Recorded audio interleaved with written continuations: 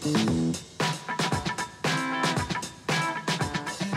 welcome everyone to the inaugural episode of my new podcast, simply titled A Thorn in the Brain. I attempted that podcast before. It originally started focused on a specific show, and then I got tired of the show, and then trying to move on from that, it all sort of fell apart. So this podcast is just going to be whatever comes to my mind, and in this case, since 2018 just passed, I'm big into music. My friend Jacob was with me, is very into music. Yes, I am. We're going to go ahead and count down our favorite albums of 2018, because there was a lot of good music, and we have a lot of thoughts on it. Now, we're each doing something a little different from each other. I have a very long list of my top albums. It's a top 20 with like 10 or 11 honorable mentions. I'm going to be moving relatively quickly through the early ones.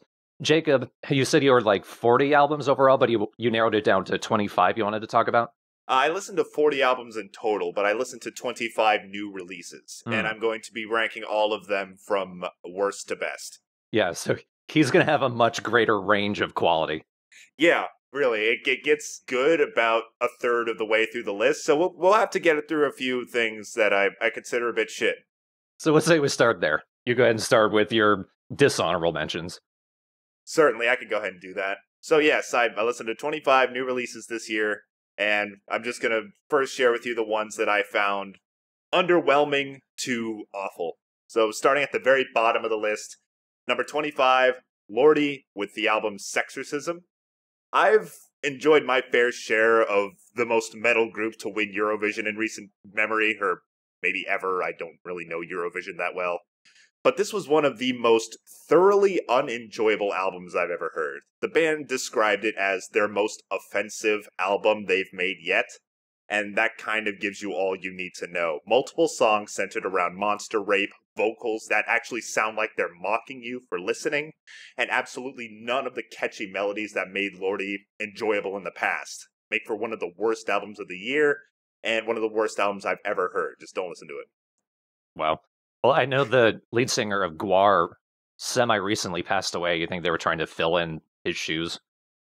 They've been around for a little while longer than that. I think they've been around since like the mid-2000s, but they released some enjoyable songs, mostly on the albums Get Heavy and Apocalypse. They're goofy as shit, and they're better when they do more like Saturday morning cartoon villainy and evil, rather than this horrible like mishmash of try-hard, edgy 14-year-old on the internet humor. It's just awful. Number 24, Van Canto, Trust in Rust. Van Canto are an a cappella power metal band that have made some albums that I've truly adored. The idea sounds weird on paper, but it comes together pretty well. That said, they haven't made a good album in years, and sadly this continues that trend. They got a new lead vocalist, and he's just the worst. I don't like to throw this phrase around, but the man, he simply can't sing. He could do a decent Brian Johnson impression, which makes the Hell's Bells cover on this album halfway decent, but it's like they brought him in to do that, but when they finished recording the song, he was like, all right, what's next, boys? And then they just didn't have the heart to tell him to leave. It's a shame because some of the songs themselves are decent, that are just let down by this awful singer who somehow manages to sound gravelly and squeaky at the same time. And what's really weird about it is they have a perfectly acceptable, in fact, very talented female vocalist that very easily could take the helms of a lead vocalist on this band if they just had the balls to do so. They don't. So they brought in this guy who cannot sing, and he really let this album down. Number 23, Black Label Society, Grimmest Hits. Despite the title, it's actually a new studio album and not a compilation. That really confused me at first. And, to be honest, I actually didn't finish this album. It was just too boring, and I don't know why I even bothered. Zakk Wylde hasn't sounded interested in this band since the last album, or a few albums back, Order of the Black, which was actually pretty great. His guitar work and vocal work just sounds so sleepy and lame, and I don't think I'll be trying any more BLS albums after this one. It kind of killed my interest in the band, which was already pretty limited. Number 22, Lord of the Lost, Thorn Star, unrelated to the co-host here. Perhaps the most useless album I've heard this year. I've skipped the last few Lord of the Lost albums, but I really liked their first one. Friend of the show, Lee, actually gave me their first album when we met up a few years back. I supposedly picked a bad time to pick them back up, though, because this album was a snooze. It may have been more boring than Grimmest Hits, but it ranks higher because I could actually finish it. It was just filled with those bland hard rock choruses with ho-hum melodies that are backed by full measured chords that really haunted a lot of albums this year, even some of the good ones, and others like this one. Number 21, Northward, with their self-titled debut album. This album features Floor Jansen, the current vocalist for Nightwish, as well as my favorite vocalist for Nightwish. She is a spectacular singer who lends herself very well to the melodrama of symphonic power metal. Not so much for lame hard rock music. It doesn't help that the poor production makes it impossible to understand what she's saying, however. It doesn't have those boring hard rock melodies I mentioned, but they at least put more effort into this one, which puts it higher than Thorn Star, but that doesn't mean it's worth listening by any stretch. Number 20, Black Veil Brides, Veil. There was a few albums I listened to this year out of boredom, because I couldn't find anything else to listen to. Here's the story I forgot to mention. The reason I listened to so many more albums this year than the last few is because near the end of my job, my last job I had, right before everyone was going to get laid off, nobody gave a shit. So they finally let us listen to music while we worked since we weren't doing calls anymore. That's why I listened to so much damn music this year comparative to the last year. So I listened to a few albums just completely out of boredom. This is one of them. And this really reminded me why I don't listen to Black Veil Brides. They're not a good band, they never were a good band, and I don't think they ever will be a good band. Their old stuff was worse than this, but at least it had some intrigue to this. This is the epitome of, and perhaps the biggest offender of the hard rock choruses that I keep mentioning. Number 19, Shinedown, Attention, Attention, in all caps with exclamation points at the end of each word. What's the opposite of a grower? A shriveler? I don't know. Whatever it is, that's what Attention, Attention was to me. I liked it less and less the more I heard it. At first listen, I was like, yeah, this is a fair bit better than their last album, which was crap for the record. Now it's more, this is slightly better than their last album. Honestly, at this point, I'm convinced Shinedown are never going to make a good album again. Another band I may just give up on, which really hurts because albums like The Sound of Madness, Leave a Whisper, Them and Us, and even Amaryllis, I love all those, so it's a shame that Shinedown seemed to be done with that era. Yeah, I've got a couple bands that are like that. Yeah, it's a shame when that shit happens. And number 18, Andrew WK, You're Not Alone. I love Andrew. He's a great guy who's made some fantastic music. And this was far from a bad album, but it was a disappointment. For every good song like Music Is Worth Living For, Ever Again, or I Don't Know Anything, there's two songs that are bored, bloated, and forgettable. You're Not Alone commits some sins that no Andrew WK album should ever commit. It's too long and severely lacks energy. So, it's not entirely terrible, but you're not really missing much by skipping it. And at this point, my list gets good, so you can go ahead and start yours. Well, you did ask before we started recording if there were any albums I'd listened to that I straight up didn't like. And the closest one I got, almost everything that I listened to, I ranked between a 7 and a 9 out of 10 on my own personal scale. Only one I rated a 6, so it's not really bad. But it's so disappointing because this band put out an album, I think in 2015, that was one of my top 10 favorites of that year. But of Montreal's album, White as a Relic / Irrealis Mood, their album Ariat Gloom was a really good sort of indie rock disco-ish album. Here they went more modern electropop, and it was such a bad idea. Damn. It's really disappointing. And it's way overlong without being memorable. That's a shame because there are definitely bands who could transition into that and make it work too.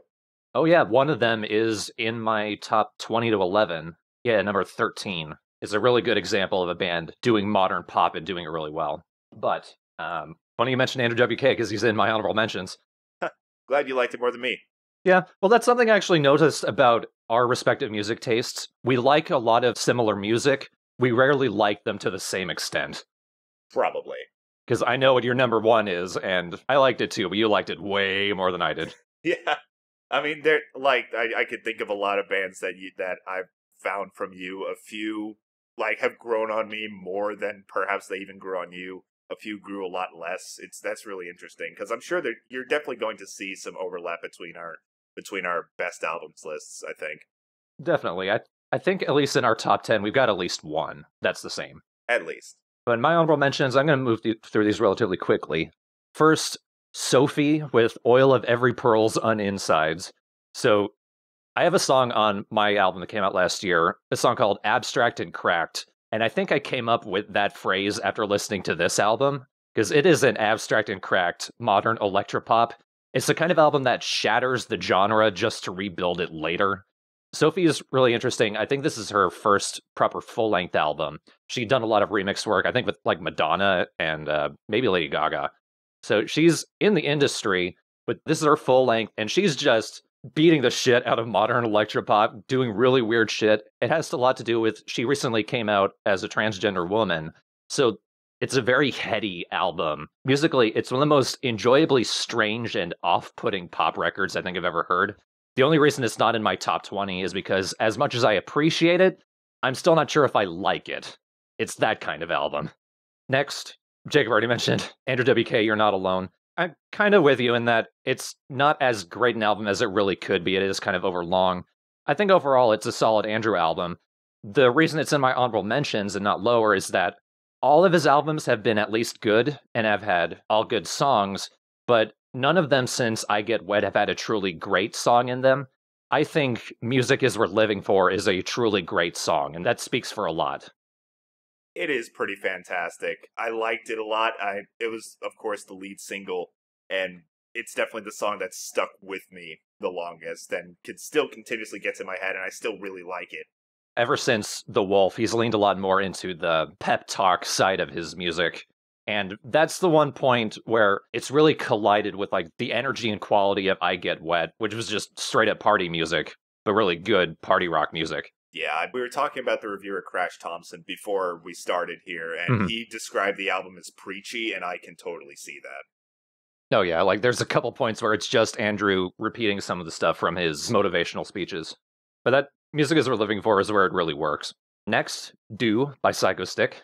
Very funny band. I discovered them back in 2013, I think, from one of my friends in my music recording class. I missed their last album, but I liked their third one. Jacob, you made good points. It was kind of bro-y humor. Yeah. Which I definitely do here going back to it. I've grown out of their third album a lot, which kind of makes me appreciate this new album more. Yeah, I like that they've transitioned out a bit from the early metalcore or the alt metal of their third album to more straight ahead heavy metal. But the sense of humor, it's more like suburban internet nerd humor, which I can definitely relate to. Just today, I realized I really relate to the song Uncle Material more than I thought, because one, I don't want children myself, but also we're like weeks away from my sister giving birth to her first child, so I'm very nearly an uncle myself. Oh boy. Well, congratulations to her. Yeah. But yeah, funny album. Definitely worth a listen. Next, Laura Jane Grace and the Devouring Mothers, Bought to Rot.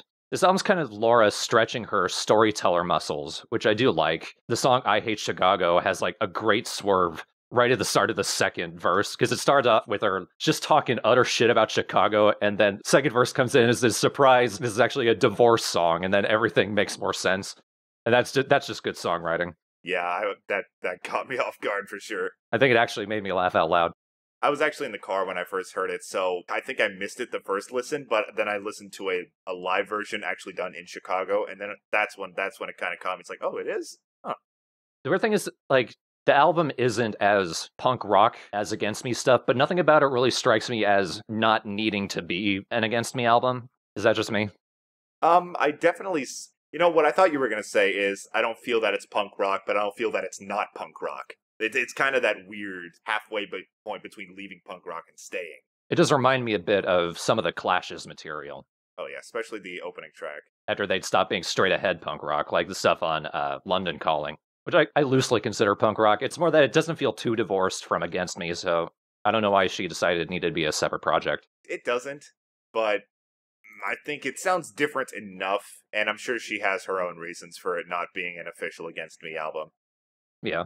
Next, I Like Fun by They Might Be Giants. They Might Be Giants are my favorite band of all time, but their last really great album, I thought, was Join Us. A lot of their stuff since the 2000s has been mostly just good. I think they've yet to put out a bad album, but I Like Fun in particular didn't click with me at first, but it, like a lot of their albums, is a grower. I think it earns a second listen, especially since lyrically it's one of their bleaker and darker albums.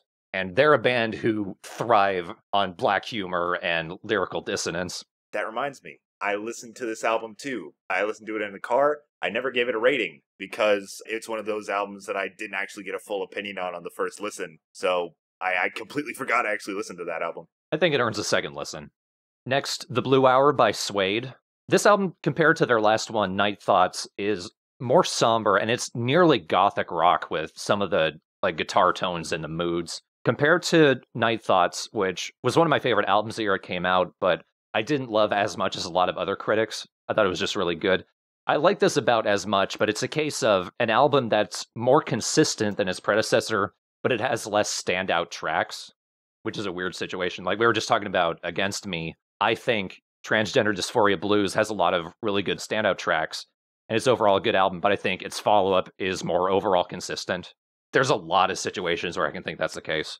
Next, Look Now by Elvis Costello and the Imposters. This is pretty much just Elvis doing what he does best as of the 2000s. It's classical, old-school pop from a great songwriter. You Won't Get What You Want by The Daughters.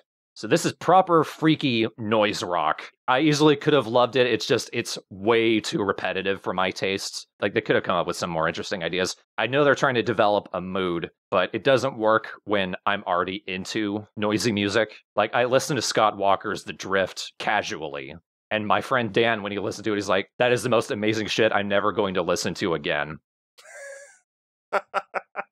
In this case, it's like, they could have had more ideas.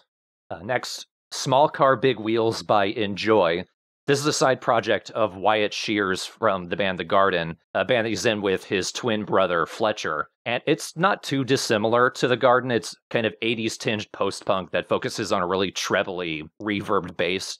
It's a pretty cool sound. It's not as good as The Garden's new album, which I will be talking about in my main list, and you might be surprised where it turns up.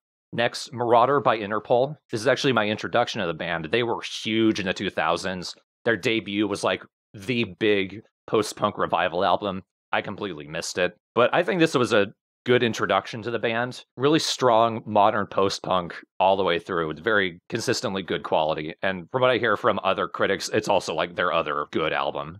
And my last honorable mention is Little Dark Age by MGMT.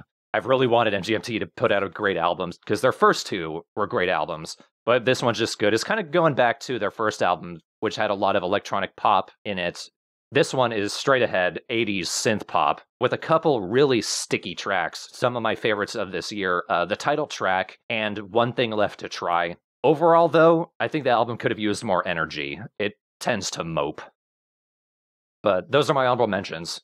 I listened to too much music this year. I didn't listen to enough. I never listened to enough. So the more new music you listen to in a year, the better, I say. Like, always. Oh, yeah. So, how many of your lists do you want to do first? I was thinking I could round off the rest of mine until I get to number 10, and do you think maybe after that we can kind of just switch off? Sure. All right, let's do that.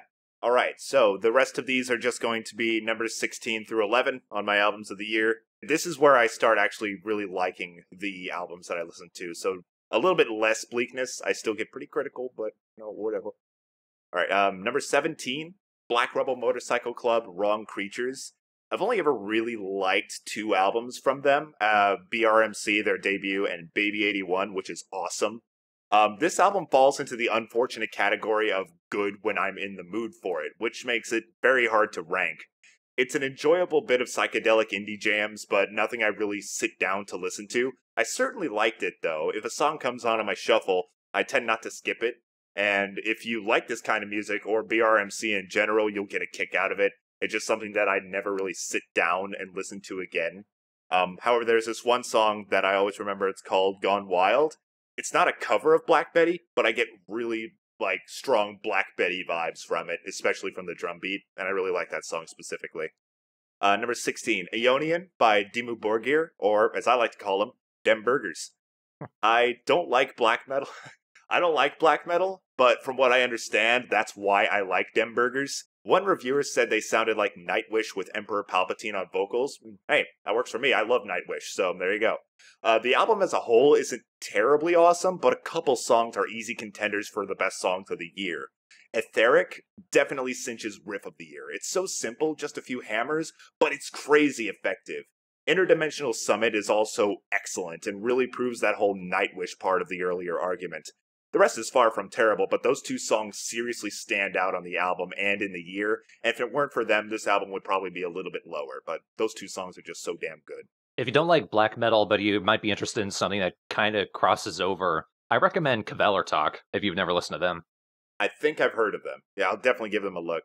They're like a combo of black metal, hard rock, hardcore punk, just a real face puncher of music. It's really good.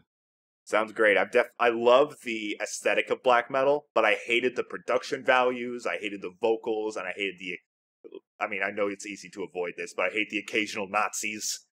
Yeah. But you know what? That's easy to avoid. So I definitely wanted to get more into the general black metal scene in terms of my taste. Number 15, very far from black metal, this one. Panic at the Disco, Pray for the Wicked. This one was a grower, for sure. My opinion on it has definitely gone more positive over time. A lot of really dumb lyrics, but some really decent upbeat pop music in an era where pop is so dull and depressing. High Hopes, I'm sure you've all heard at some point. It's not one of the best songs on the album, but it's just really nice to see Panic at the Disco in the top 10 again, because at this point, they or he, because it's pretty much now a Brendan Urie solo project, it's almost like he doesn't fit in today's modern pop landscape, but the fact that he's finally getting hits again, it just makes me happy. That said, well, I just wish this resurgence came in their last album, Death of a Bachelor, which was so good that it single-handedly made me a fan of the band, and makes this album look like a chump in comparison. It's a good album, but if you compare it to their last one, which was a good mix of modern pop and a whole bunch of different past music genres from the 80s to the 50s to the 20s. This one has some of it, particularly in the song called Roaring Twenties, and that gets the closest to the feeling with its 20th century influences, skronkin sax, and jazzy melodies. But this album is pretty much Death of a Bachelor light, and that's kind of disappointing. Number 14, Superchunk, What a Time to Be Alive. Thorn sent me this one. Thanks, buddy. Yeah, it's a good one. This is the point of the list where I actually get to the albums that I really liked, so sorry for taking so long. I just hate stuff. Anyway, this was pop punk done really differently. It gets a lot of the traits you'd see in the genre, but it really can't be compared to your Green Days or your Panics. A very interesting, upbeat, happy-sounding punk rock with charming, nasally vocals that bring together a package I can't quite say I've heard before. The bouncy melodies got me deep. Bouncing melodies got me deep. I don't know what that means, but I wrote it down. And the title track definitely finds itself lodged in my head pretty often. Oh, yeah. I think the reason you might not recognize it much is because they really came to prominence in the 90s alternative boom, and they were more of the indie rock born out of punk rock. So they don't sound a lot like a lot of the pop punk that came out around the time. They're more indebted to the 80s alternative. Yeah, I was thinking of a word to describe it. I don't know why indie never came to mind, but you're totally right. 13, Hailstorm, Vicious. Every year tends to have at least one album I really shouldn't like, but surprises me and I actually find really enjoyable. A few years ago, that was Death of a Bachelor by Panic at the Disco, and this year it was this. I'm no big fan of Hailstorm, but I put this one on again out of boredom and ended up really liking it. Despite a few instances of the dreaded hard rock chorus, this has some really good guitar work and the typical excellence you can expect from a powerhouse vocalist like Lizzie Hale, which honestly brings this album up from average to really damn good. Plus, they actually managed to make a couple mainstream rock songs about sex that don't make your skin crawl. Being sung by a woman probably helps, but that doesn't stop Do Not Disturb and Conflicted from being, at the very least, what I call bronze metal sexy.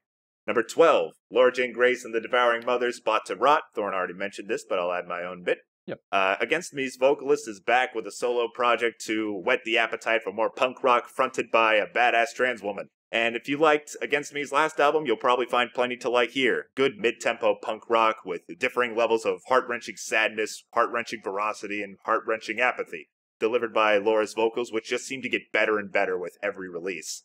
Also, if there are any WWE fans in the audience, I Hate Chicago is pretty much a song Elias would sing, mixed with a mildly disturbing breakup song. So, I mean, if that's what you're looking for, you're weird, but it's here. Does sound about right.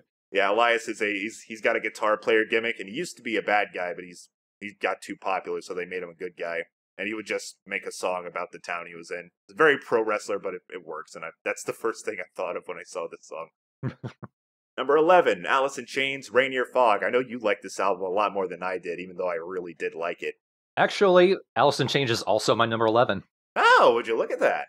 This was actually the first Alice in Chains album since Dirt that I was actually able to sit all the way through. Other stuff just tends to kind of bore me, but this one got me. God, if there's one thing I cannot stress enough that is amazing in this, it's the vocal harmonies. Haunting, cool, goose pimply. If this album had no instruments and only the vocals, its position on my list probably wouldn't change much. Maybe Fly and Red Giant are it says 2 songs, but there's 3, Jacob, are 3 songs I always go back to, but a lot of it also fits into the when I'm in the mood category. I also wish this album would speed it up more often. Never Fade and the title track are really the only times that the BPM, that they really pick that up at all. Other than that, really great stuff. By the way, I don't think I mentioned this. This whole thing is like scripted entirely, so yeah, I didn't proofread this shit. Mine's loosely scripted, but somewhat scripted. All right. That was number 11. Next is the top 10, so you can go ahead and continue up to your 10, and then we can trade off from there. So number 20, I've got Pastoral by Gazelle Twin. This is jagged, creepy electronica from British musician Elizabeth Bernholtz. It's a pretty wild listen.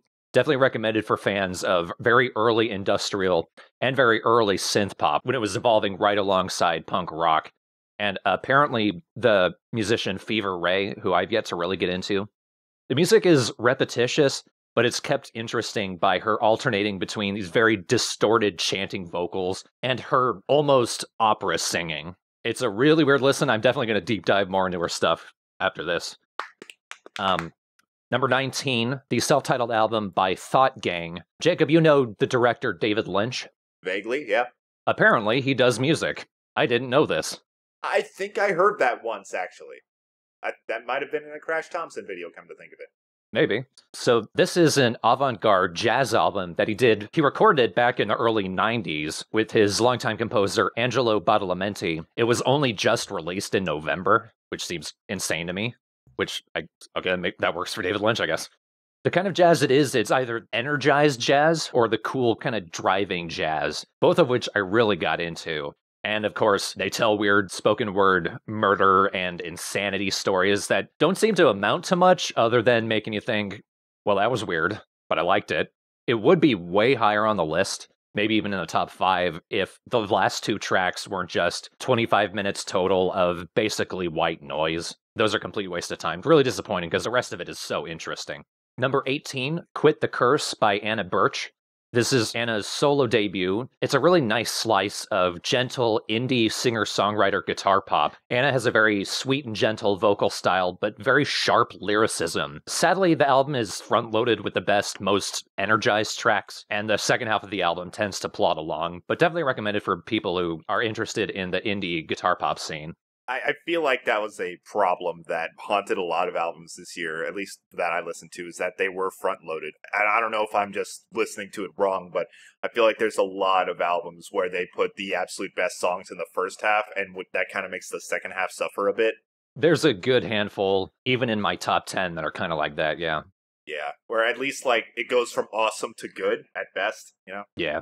Quit the Curse is definitely like that, because, like, the first 2 tracks are excellent, and the rest of it is just good. Number 17, Call the Comet by Johnny Marr. I wish this record was higher on the list. Johnny's one of those great guitar heroes of indie and alternative music. Everyone knows him from The Smiths, but he also been in a ton of other indie bands since. He was in Electronic with Bernard Sumner from New Order. He had stints with The Pretenders and Modest Mouse. He was in The Cribs briefly. He's done so much, and his solo debut, The Messenger, was my favorite album of 2013. Jacob, I don't know if you remembered, but I showed the title track to you, and you described it as, like, being a mix of all the music I like. Yeah, I remember. I remember you talking about that album and listening to at least one song from it. I think I tried to listen to that album when you mentioned it. I don't know if I ever got through, and I definitely don't remember much of it.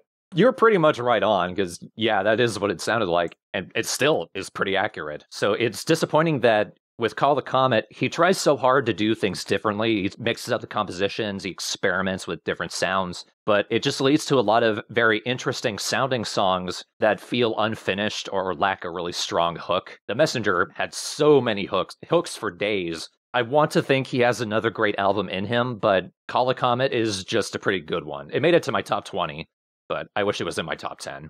Number 16, I know this one's going to be on your list, Silent Killer by Mustache. Yeah, Moustache, actually. Moustache, that's why there's a C in it. Yeah, Alexa told me how to pronounce that. So, really solid, melodic, old-school heavy metal album, in the same vein as an album that's later on both of our lists, I know that. It would be higher, but it's this same situation we just talked about. It's front-loaded with the best tracks. The first half, I think, has the strongest, most memorable choruses for me. I actually found myself, at least recently, listening to a lot of the later tracks. The first few are the best, but the last, I'm just kind of like catching up. It's like the front-loadedness is ahead of me in a race, and I'm just catching up listening to the latter songs more, or some shit, I don't know. I like the last songs, too. Yeah, I get you. I like them, too. Number 15, Post by Jeff Rosenstock. This is perhaps the independent punk rock album of the year for most of the music criticism world. Jeff Rosenstock is an American punk veteran who isn't afraid to be poppy and melodic with these huge everyone join in choruses. He is angry and exhausted with Trump-era America. I definitely related to that. And the album's sheer need for catharsis was actually a big influence on my song Principle Shit. That was pretty much a Jeff Rosenstock song. Number 14, Prequel by Ghost. I think this is also going to be in your list. Mm-hmm. Another really solid heavy metal album. It would have been way higher on the list if it weren't for a really predictable Ring Around the Rosie intro. Like, when you heard that, you had to think, dude, come on. Yeah, I mean, it's also in a Nightwish song that I really like, but can Europeans come up with a different nursery rhyme to put in their scary music? Baba Black Sheep, have you killed the world? Come on, the album would be at least 5 spots higher if it started with that. Yeah. Maybe. Also, I honestly thought the song Helvetis Fonster was kind of a botched attempt at a folky instrumental. Oh yeah, there's just... As good as the other instrumental song, whose name escapes me, is... Miasma. Yeah, that one. There should not have been 2 instrumental songs on this album. No. That was a mistake.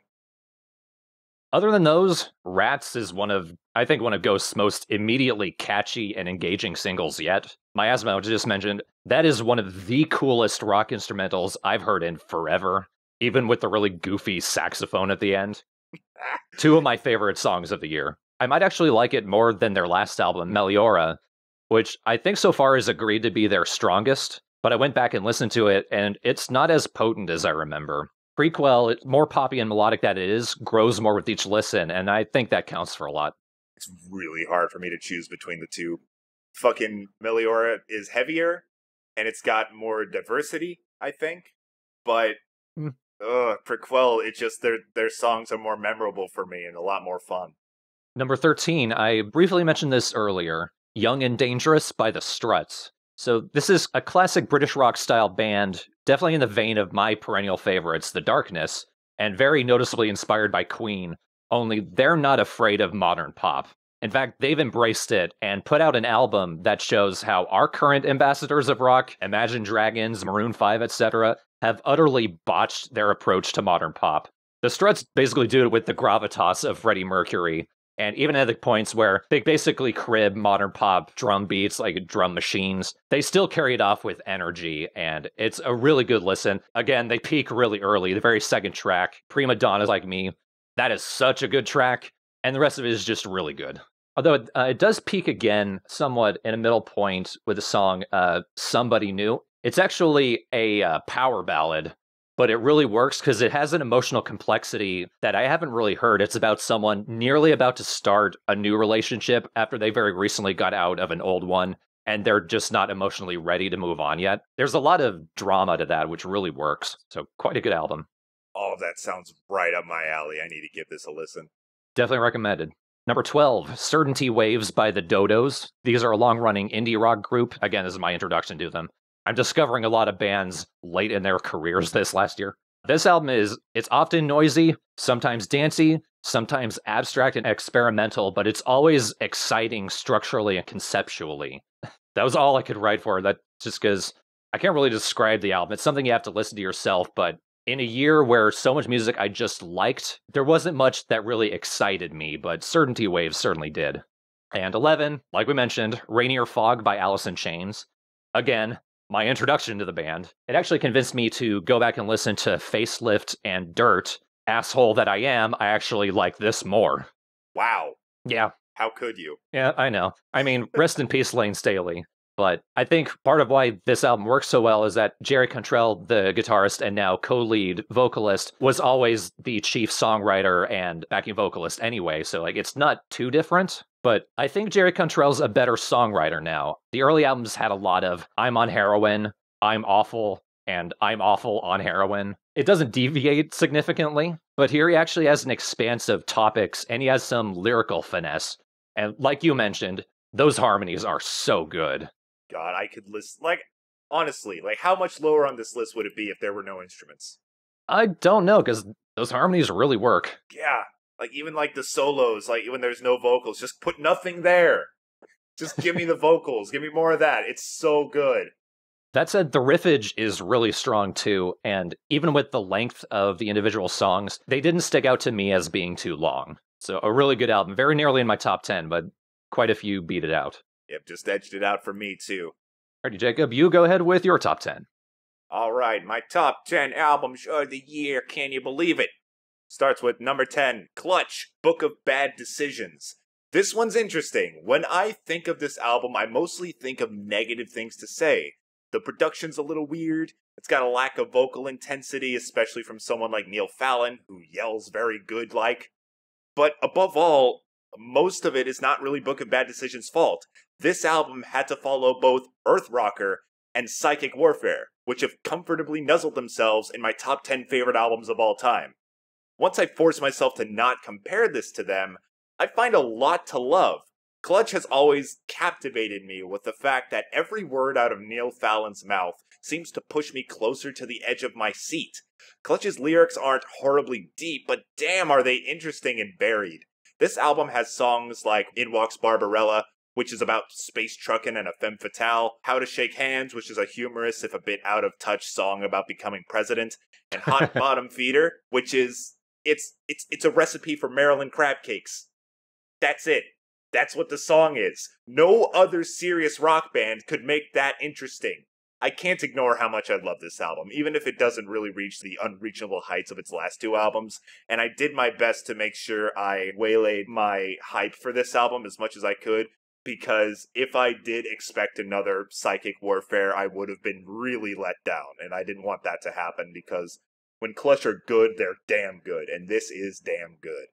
I've definitely been in that situation. There are a lot of albums that I discovered in a year that were the recent releases of really old bands. Most of the albums in my top 20, in fact. So it's easier if you just discover a band to appreciate that album entirely on its own merits when everyone else is ripping on it. And when you're very familiar with the band, it can be hard to divorce yourself from their previous stuff and judge it on its own. That's a good point, because the first album that I ever listened to all the way through was Scream by Ozzy Osbourne. I am the only fan of that album. I think it's fucking awesome and no one else seems to think so. But it's the first Ozzy Osbourne album I ever really heard, and then I went back from there. So it might be nostalgia, it might be just because I'm appreciating something that's underappreciated, but that's kind of, I think, what happened with something like Book of Bad Decisions.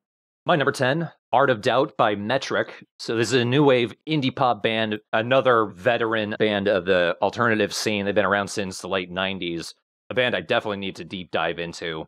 Generally, the instrumentals might not stand out too much in this album. It's generally new wave indie pop, but the vocalist Emily Haines elevates this album so much. She has a really gorgeous voice, and she has some attitude to it. I imagine it would have been maybe somewhere in the position 20 to 11, maybe honorable mentions, but she adds a lot to it just on her own. All right, number 9, Darren Malakian and Scars on Broadway, Dictator. This episode on albums that have no right being this good. The guy from System of a Down who sings and makes you say, man, I really wish Serj Tankian was singing instead. Takes a bunch of rejected System of a Down songs and turns his shitty solo project into something pretty great. Let's face it, System of a Down's 6th album is pretty much vaporware at this point. We gotta take what we can get, and so does Darren. Not to say this isn't still good shit. The melody work is top notch on this record, with head-logedness that I seriously didn't expect from this, and a lot of stuff that toes the line well between metal and punk. Guns Are Loaded, Talkin' Shit, and Angry Guru, which for the record contains the word poo-poo, are all songs that are must-listens for anybody who likes System of a Down and doesn't mind Serge not being there. The only thing I'm having a hard time deciding is if this album would be more or less good if it was released as an actual System of a Down album, but something tells me I would not have liked it the same.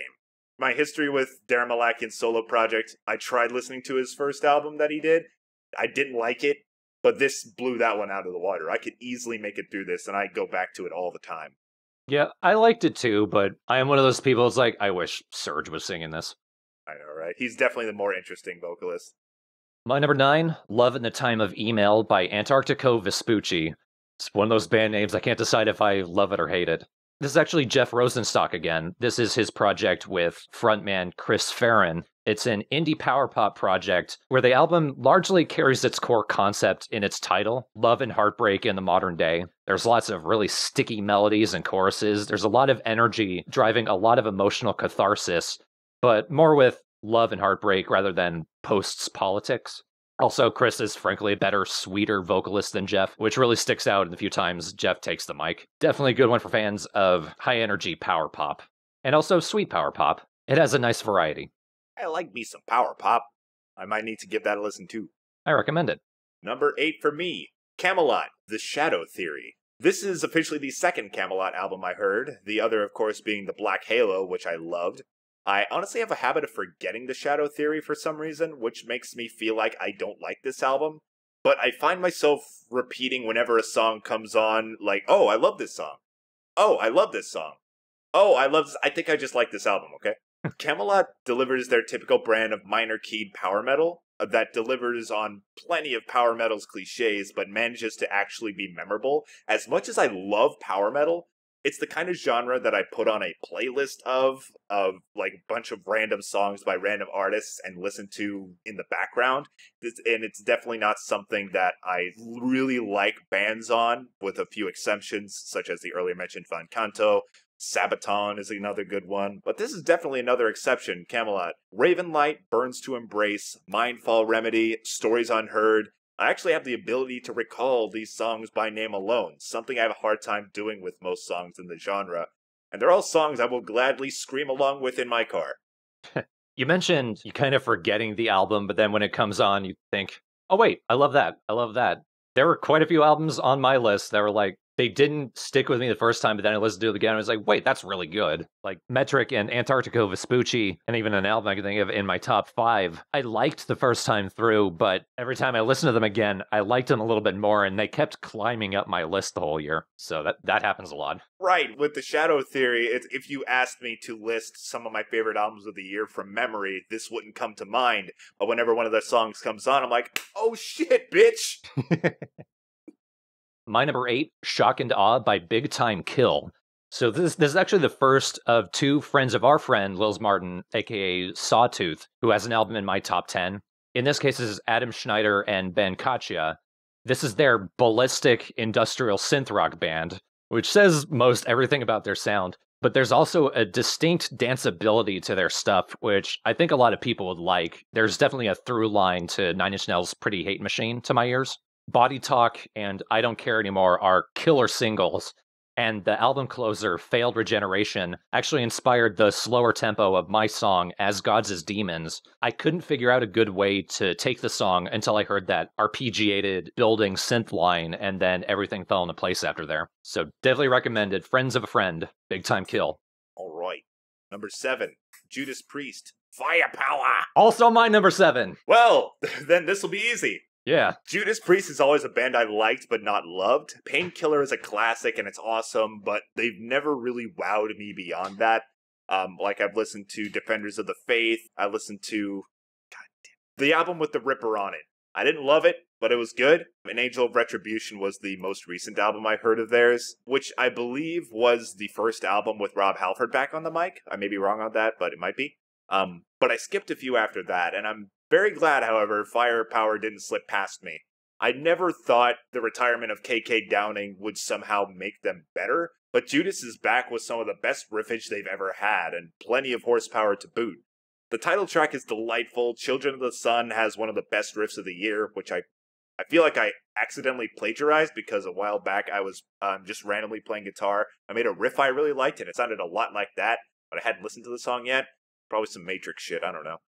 And the album is put together with some crisp and tasty production work. Halford also has absolutely no right to sound as good as he does at his age. I don't need to sell Judas Priest to anybody who already likes heavy metal, but if you want some new stuff to get you into the genre, it's hard to do better than this. Oh yeah. It's not often a band this old puts out an album as good as their heyday, because I went back and listened to British Steel after I listened to this one, and Rob's voice, it's a little grumblier, but his range is still exactly the same. He barely sounds that much different. Just about. The range is similar, but it feels like he can't quite reach those intensities that he did on something like Painkiller, but that's just natural. The fact that he can still do what he can do when he's like, I think he's almost 70 at this point, that's just incredible. He's a talent and a half. Again, his most immediately strong tracks are at the front, but actually I think like how you were with Silent Killer, I think the rest of the album really grows and holds up with repeated listens. Necromancer! I was just listening to that song earlier today. Yep. It's another one, it's kind of like Camelot, where if you told me to list my favorite albums of the year by memory, I wouldn't immediately think of this one, but every time a song comes on, I cannot skip it. I try, my thumb's right there, but I can't do it. Number 6, Ninja Sex Party, Cool Patrol. The next 2 albums are comedy albums, and I had a hell of a time deciding whether I should even put them on the list.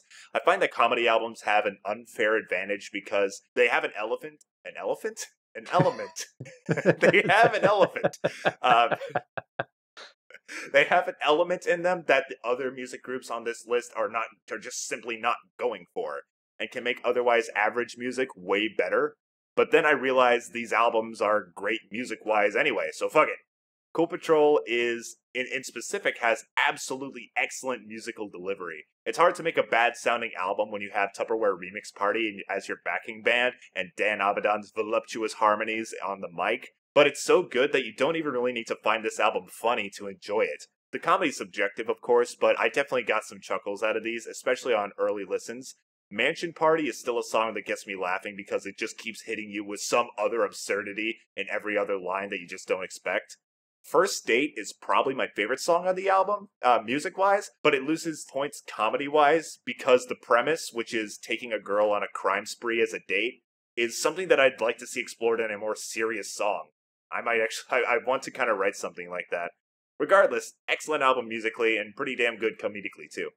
You're talking about you're not sure if a comedy album should go on your favorite music albums list. Well, especially like for you and me, where comedy and humor is so much a part of our lives. Humor is something that really connects people. It's something that when people find you funny, they have a lot of affection for you, to roughly quote John Cleese.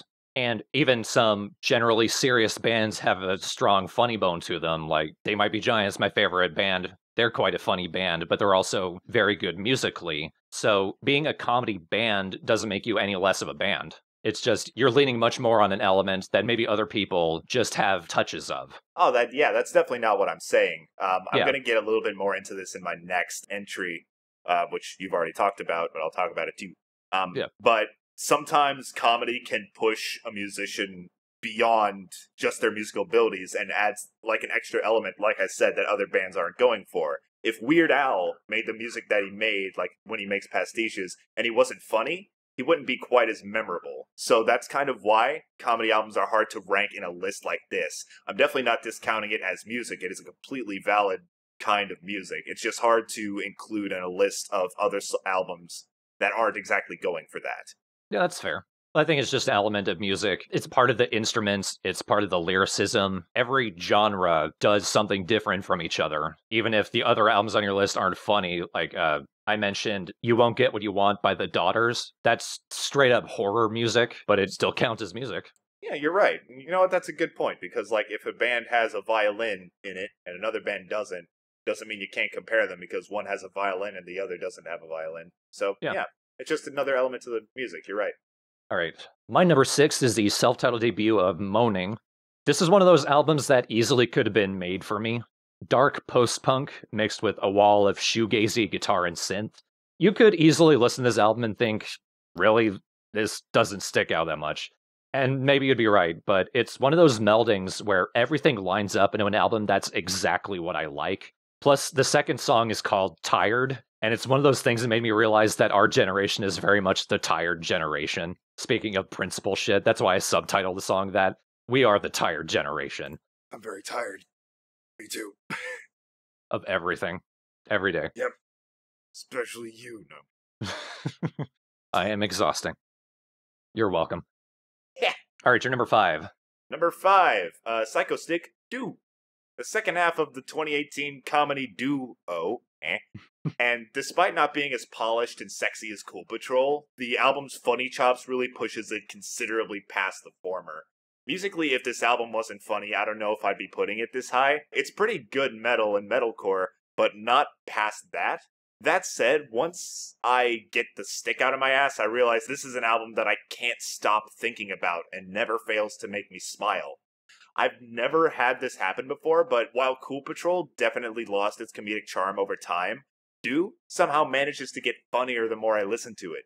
The humor is much more relatable with topics like anxiety, the death of Blockbuster, and Moving Day, which is something that hit very deep for me because I listened to this album about when I moved, and it was a pain in the ass, and that song emphasized everything except for making someone else do it. I had my cousin help, so I'm sure my cousin was thinking the same thing. But even when the songs are just dumb, like Tuesday, which is a song about liking Tuesday. I love that song. Do you like Tuesday too? Tuesday? And the title track, which just repeats Do constantly, it still manages to make me laugh. And it makes me really excited for the future of Psycho Stick. I can't wait to see what else they can do. They're also doing a tour called the Socks and Sandals and PJs Tour, which is one of their songs on this album. And they are encouraging people to arrive wearing socks, sandals, and PJ pants. I really hope they come down to Tampa because I would love to do that. Yep. Jacob, you look really good when you flop like a trout. Hey, thanks. All right. My number 5, Wide Awake by Parquet Courts. This is a New York post-punk band whose names I've heard through the grapevine, but I never checked out their stuff until this album. This is potent protest punk with funk and dub touches, a mix that overall I haven't quite heard since The Clash in the 80s, though obviously not nearly as good. The Clash they called themselves the only band that matters, and they're one of the few bands who could pull off that kind of title. But Wide Awake is the kind of smart, angry music that I really wish there was more of in 2016 and 2017. 2016 sucked. 2017 sucked. We didn't need to wait until 2018 to really get the music that actually verbalized it and carried that energy. The only album in 2016 that stuck out to me was Run the Jewels 3 that had that anger and energy. But I'm glad that we're finally getting it because we're getting some damn good music with it. It's like a tidal wave after an earthquake.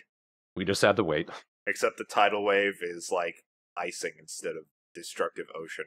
Well, just you wait. Okay. Number 4, Coheed and Cambria, Vaxxus Act 1, The Unheavenly Creatures. Man, it's nice to get another album with Coheed's brand of unintelligible sci-fi opera. As if the title wasn't obvious enough that that's what you're getting with this. Their last album temporarily got rid of the concept that they've kept since their first album, and I sorely missed it, even though I really did like that album, and it ended up being my favorite album of that year. But Coheed are best when they go for unreasonable drama. Musically, this album mixes little elements that makes Vaxxus Act 1 one of the more ambitious albums they've made, such as the chiptune bits at the beginning of the title track, and also mixing the typical Coheed sound with other elements of modern rock and post-hardcore. Unfortunately, this is the highest ranking album on my list to also feature those hard rock choruses I was talking about.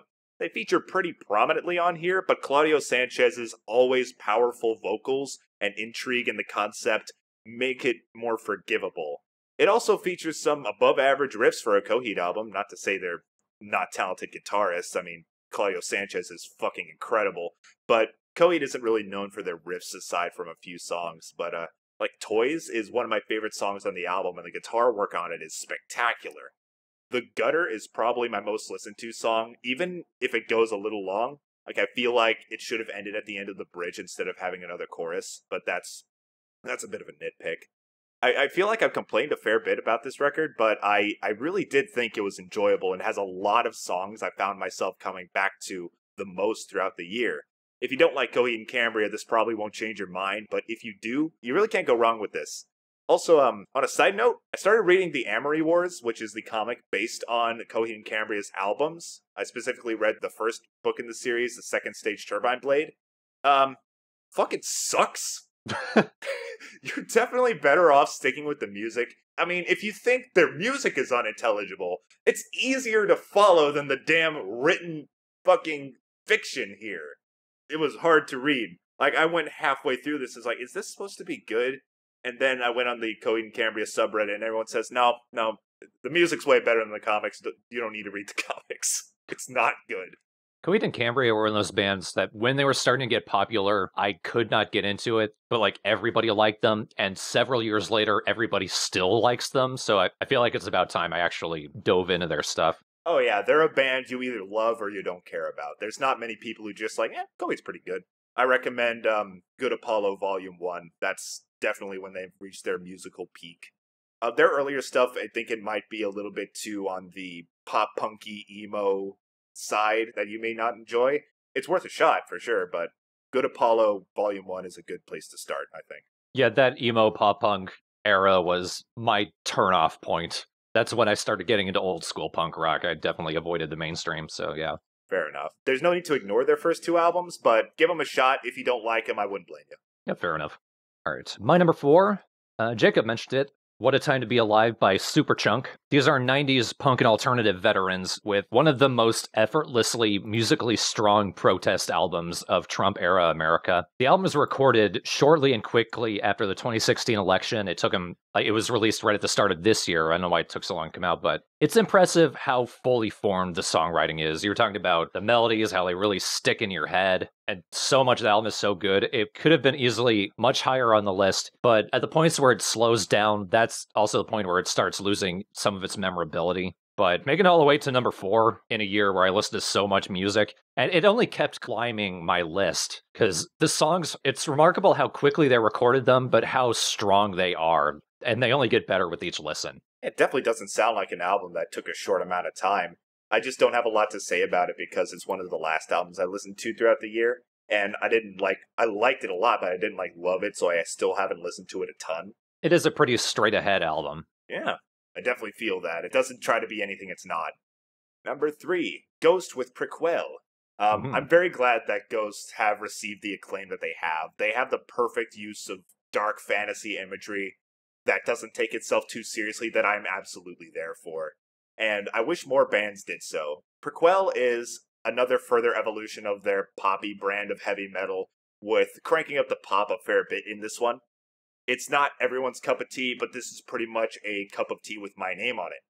I absolutely loved it. As if I haven't talked about melodies enough, the record has the best of the year, hands down, overall. Faith's 80s heavy metal vibes, Dance Macabre being a groovy, sexy dance rock song that I never saw coming and I didn't know I wanted, and the yelping oh-woes, specifically the of Rats. God, it's so fucking good. Yep. This is an album that is easily accessible to anyone who loves all kinds of rock music and isn't afraid to not take something too seriously. This, along with other Ghost albums, honestly, are things you're doing yourself a disservice by not listening to. And out of the 4 albums they've made, it's probably the second favorite of mine. It's hard because they keep switching around all the time. What was the song you mentioned? I'm looking up on iTunes and it's freezing on me. But there's one song you said, it borders on nu metal. Yeah, I don't know why I can't remember the song's title either. Hold up. See the Light? See the Light, that's it.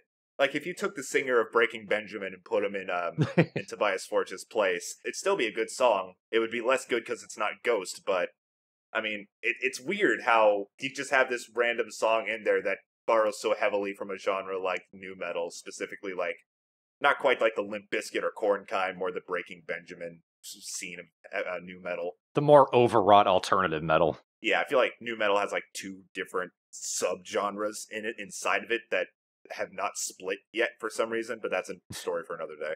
Yeah, I feel like the song works because Tobias Forge For the kind of music and the kind of theatricality that he brings, as a singer, he's quite grounding, which I think works.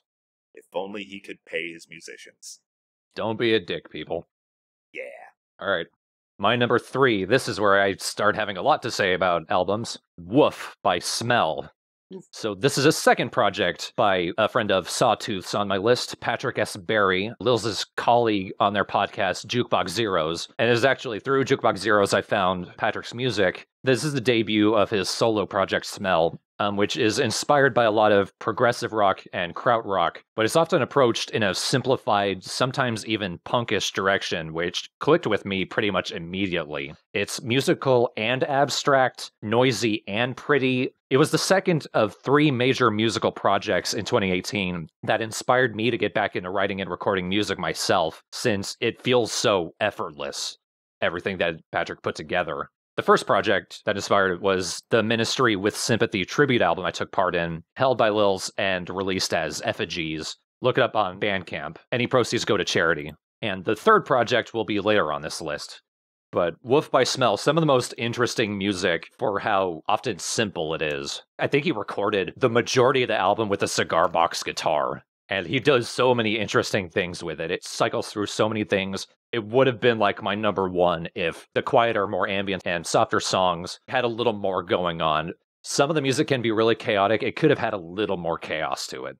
Number 2, Thorn talked about it earlier. I liked it a lot more than he did because it's much more up my alley, specifically Moustache, Silent Killer. The Swedish heavy metal band and I have had a weird relationship for the last few years. 2012 Sounds Like Hell, Looks Like Heaven is one of the most refined metal albums of the decade and is one of my all-time favorites. 2014's Thank You for the Demon was also pretty good. 2015's Testosterone, useless. Utterly useless. It had 2 songs that were worth a damn, and while those songs are pretty good, that is it. It was garbage. So I didn't really go into Silent Killer really expecting much. This album was so damn good and gripped me so hard that I went back to Testosterone to make sure that it actually sucked. It did still suck, fear not. But the fact that it went from such mediocrity to this spectacular piece of what can only be described as heavy fucking metal was just jarring to me. The magnificent guitar work, the mind-bending melodies, Ralph Gillenhammer, I think that's how I pronounce that, his vocals, whose energy just stays at a constant 11 throughout the whole album. God, this album is everything I look for in a rock album. Lawbreaker is my song of the year for sure, beating out strong contenders like Etheric or Dance Macabre. Gravedigger gives me strong Ozzy Osbourne vibes, which is always a good thing. The Answer has a melody that I didn't know I wanted, or whatever that means. I could say something strongly positive about every song on here. It's just something you gotta listen to if you're a fan of metal. Also, check out those other 2 albums I mentioned earlier. Sounds Like Hell, Looks Like Heaven might actually be better than this, but this one's still fucking excellent. Lawbreaker might be one of my favorite songs of the year, too. God, it's so interesting because it feels so poppy, but you wouldn't describe it like that. You know, it's still very much a heavy metal song, but like if you put that melody in a more electronic dance song, then it would fit perfectly. It's so weird like that. All right, my number 2, Future Me Hates Me by the Beths. This and my number 1 are, frankly, the only 2 albums I would truly consider great. I have a pretty narrow definition of what I count as great. Everything else has been very good, but it's only till I get the 9 out of 10s and the 10 out of 10s that I would rate them personally that I really consider an album great. I save that word for albums that I think really deserve it. So going through 2018, which had a lot of very good albums, but so few truly great ones, I was getting kind of exhausted with just liking new albums when I wanted to love them. Then came along the Beth's debut full-length album, Future Me Hates Me, the second truly great release that I heard last year. The Beths are a New Zealand indie punk guitar pop band fronted by Elizabeth Stokes, and their energy, ears for melody and harmony, and clever songwriting make them pretty much exactly what I wished Anna Birch's album was, Quit the Curse. The title track in particular is one of my absolute favorite songs of the year. It's about recognizing that you're going to go through problems and make mistakes in the future, and your future self is going to wish that you didn't. And as a recovering asshole, I relate to that really hard. It's one of the few songs this year that literally makes me choke up and misty-eyed. Out of all the melodic indie power pop that I heard this year, and that was on this list, as you all heard, this album easily blew them all out of the water. Would have been my number one if my number one wasn't so different. I have heard of this album, and the other person who's talking about it, again, Crash Thompson, because lately he's my only other outlet for music other than you, he also fucking loved it. So I think I should listen to this. More recommended than everything else I've talked about so far. My number one, and an album that I've had on repeat for very much of the year since I've heard it, and an album that has skyrocketed into a short list of my favorite albums of all time, faster than any other album I've ever listened to. Usually takes maybe even at least a year for a song or an album to reach 5 out of 5 status for me. But this album went there much faster than anything else, and that is Together Through Time by Tupperware Remix Party. I mentioned Twerp in an earlier entry when I was talking about how they were the backing band for Ninja Sex Party, and that, like many others, is how I was introduced to this band. And I am spectacularly glad that I managed to give them a shot. This 80s-inspired pop group has made an album heavily inspired by Random Access Memories by Daft Punk, which is another album I really loved. But taking all the things I loved about that album, enhancing them, and added loads of energy and variety and other things that I loved that Random Access Memories didn't have, then that makes this album one of the most joyous things I've ever heard. A series of tightly composed disco beats opened the album with the instrumental Head Up High and synthesizer, followed by an anthemic 80s anime-inspired prog rock track in Phantom Racer, featuring the spectacular vocal performance of Proto Men's Raoul Panther III. By the way, listen to Proto Men. All their albums are Mega Man fan fiction, and they're pretty fun. Our Forefathers and Life Party bring us two unique ways to use a piano in a dance track. Take Care of You is a female-fronted love song with a light 50s flair to it, which precedes the absolutely stunning, grooving, and sexy Tactile Sensation, which it's hard to pick, but this might be my favorite song on the album, featuring the oddly named Planet Booty on vocals. Imagine if Justin Timberlake didn't phone in the 2010s, he'd probably sound like this. In a perfect world, this would be a top 10 hit. Disco Volante provides a light interlude before the sci-fi epic Starlight Brigade, featuring Dan Avidan's always awesome vocals. After an interesting spoken word song called The Perfect Product, I did find the rest of the songs to kind of meld into each other and get a bit samey, but on repeated listens I found that I love all these songs anyway, so I don't really care. After the way Twerp played on the new Ninja Sex Party albums, their previous work on Ninja Sex Party's cover albums, and now this, their first full-length LP, these guys have proven themselves to be some of the most talented people in pop music. Tupperware Remix Party, Together Through Time. If you like good, fun pop and dance music, you cannot let this slip by you. It is really something special. I'll probably give it another listen, because I did like it, but it did immediately remind me of Random Access Memories. But Random Access Memories also took me a couple listens to really get into, so I should probably give it a second one. In that case, you definitely should, yeah. All right, and my number one, I briefly mentioned this band in my honorable mentions, and which really drives home the valley of quality between the band and their individual side projects. Mirror Might Steal Your Charm by The Garden. I mentioned Enjoy, the project of Wyatt Shears, the bassist.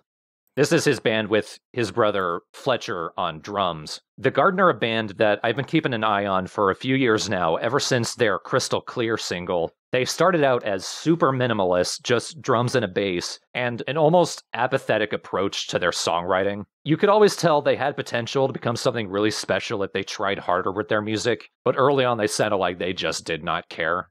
But there was interesting aspects to it, because the musicianship is really good, even though he's just playing bass. He has a lot of slapback echo on it. He plays it kind of like a surf guitar, so there's a cool sound to it. They just needed to care. Crystal Clear started showing that potential. Their 2015 album, Ha Ha, really started showing it. Like, they started expanding into drum and bass techno, and that was a big surprise. They started surprising, which I think is the key thing. I missed their last EP, You Want the Scoop, but I did hear their between album singles, which sounded a lot like post-punk Mr. Bungle in how varied and strange, but utterly kick-ass they were. And then, they finally truly fulfilled their potential with Mirror Might Steal Your Charm. Originally, their attitude with their music was they didn't care. Here, they don't give a fuck, which is a more inspiring and freeing approach, I think. They do anything they want. Hardcore punk, underground hip-hop, batshit dance.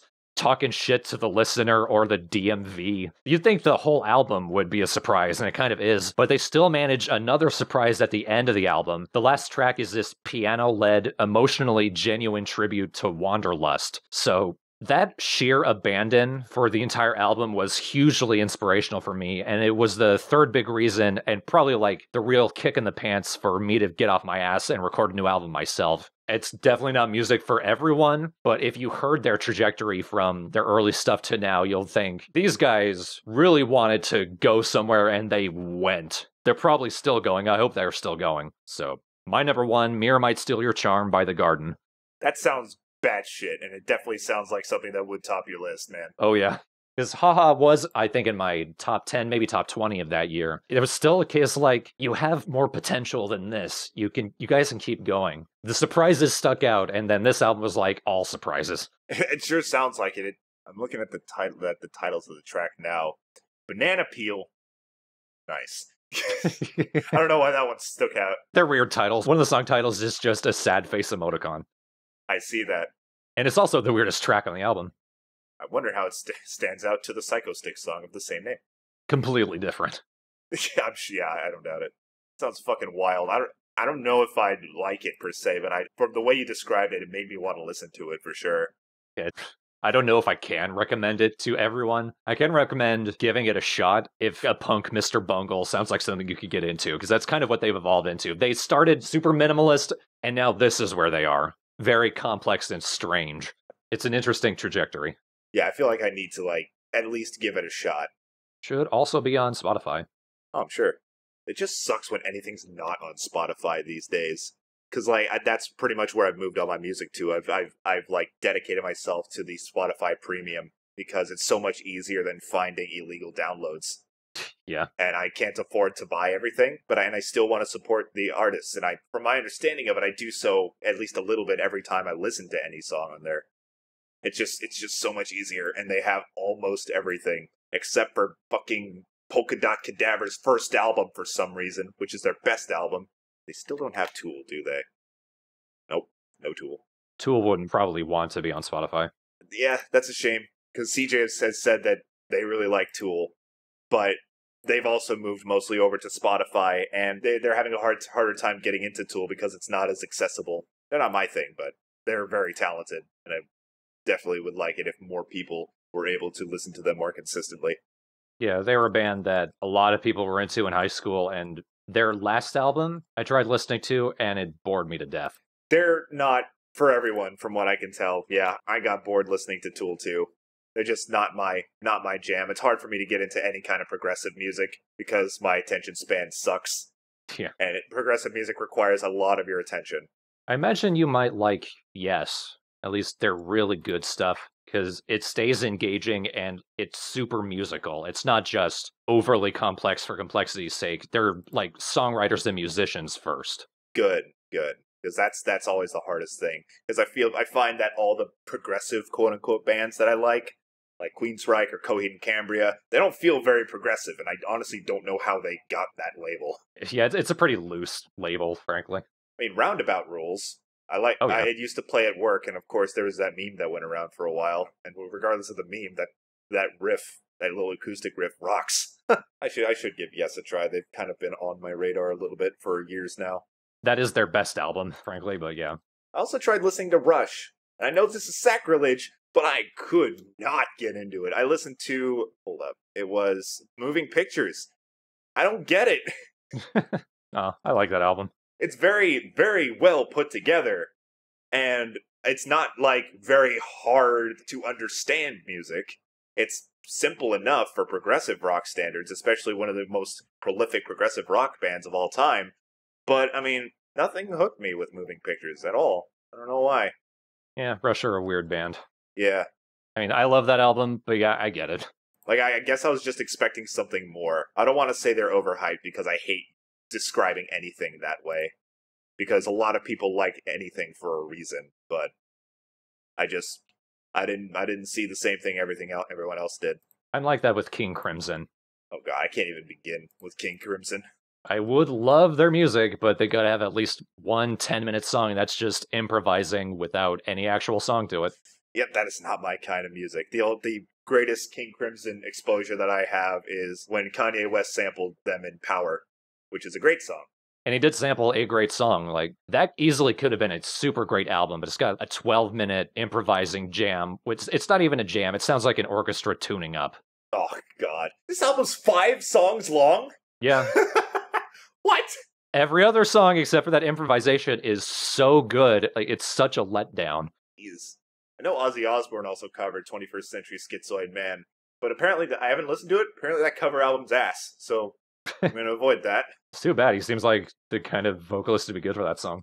I mean, I remember listening to it. It did fit. I listened to it like years and years ago, and I don't remember anything about it other than the vocal hook, which did fit with Ozzy's voice.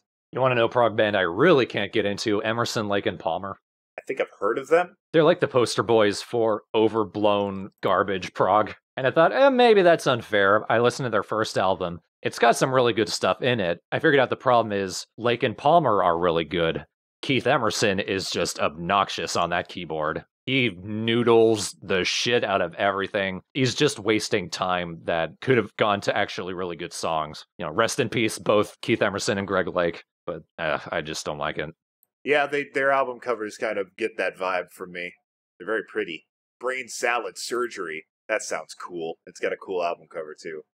I love a complex, really rad-looking album cover. That's why my last 2 album covers, I wanted to look so interesting and eye-catching. New list, top 20 album covers of the year. Maybe. I don't know. Well, of the year, I don't know, but because some of my favorite albums of the year didn't have particularly eye-catching covers. Right. Me either, I don't think. I mean, Art of Doubt is just a badly drawn white circle on a black background. Oh, wow, it is. Looks like Sans. Kind of. If he, like, had his right cheek cut off. Ow. Ow. Anyway, that's going to do it for the inaugural episode of A Thorn in the Brain. Probably going to be talking a lot about music from here on out. Probably going to have a few more guests. But thank you, Jacob, for joining me to talk about our favorite albums of 2018.